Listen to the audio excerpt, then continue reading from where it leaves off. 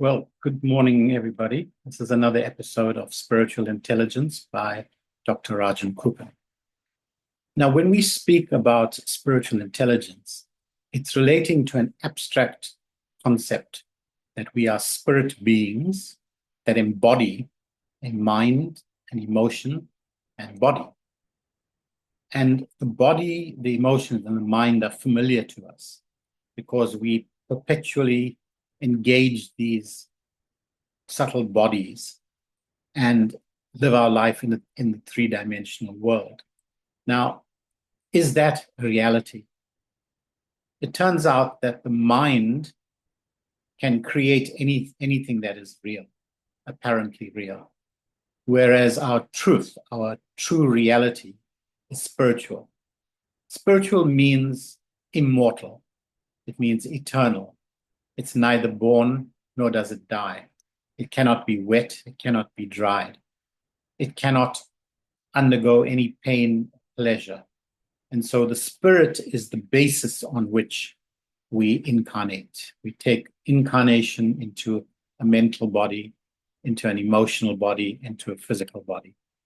And the mind is able to contain about 90% of the energy emanating from the spirit. Now, spiritual intelligence means being aware that we are spiritual beings. We may have heard that term, but do we experience it as spirituality? The fundamental process that we have to engage is to understand a concept called the inner instrument.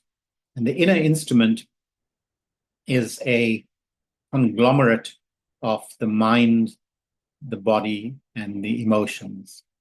It's a non-physical expression of how we interact with the world. But it turns out that the inner instrument is also the mechanism by which, if we can clean it up, if we can decontaminate it, if we can purify it, we will return to our original state, which is spiritual. So spiritual can be regarded as being God, sometimes called Atma, and it is the basis on which we exist. Now, in order to understand this concept more deeply, we engage in certain practices that enable us to achieve that. The first is the body practices. We need to eat a diet and a lifestyle that is more attuned to vibrationally vibrate with the spirit. And that is called a sattvic diet. It's a diet that is clean. It is evolutionary in its experience. It's not the rajasic, tamasic diet that is full of passion and sloth that holds us down. What we eat affects the mind. What we eat affects the emotions. And so choosing foods that are wholesome, that are fresh, that are not canned, that are not pre-made and stored in fridges, etc., that is a sattvic diet. And eating that kind of food more and more loosens up the vibrations in the physical body. It makes it more amenable to experiencing the spirit. Now, emotional body, contains a number, it's a wide spectrum of possibilities. And the easiest way to understand emotions is threefold. You're either feeling good, which means you are closer to the spirit in your vibration. You're feeling neutral. And then you're feeling crap. Low vibrations, low feelings that anchor you down into the three-dimensional world. And these seem to be the predominant feelings that are populating the minds of men. We find that there's enormous discord in the world. There's fights, there's conflicts, there's of any number of things that we experience. And these are expanding. They're expanding. They're expanding to the point where we don't even know that we are spiritual beings.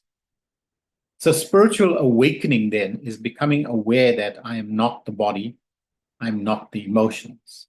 So then what are you? Then you are spirit being. Now, soul can be regarded as a conglomeration of the energy of spirit, of the mind and emotions.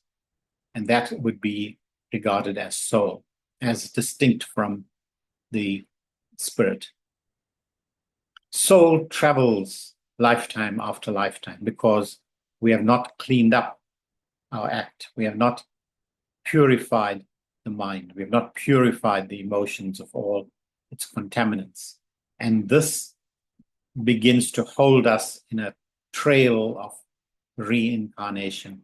When we die, the body goes back to the elements, but emotions and mind travel. And they begin to engage our processes so that we come back into incarnation to clean up. We come back into incarnation to clean up this contaminant that we have. But we don't know that we're doing that. And that is the unintelligence of the spiritual domain.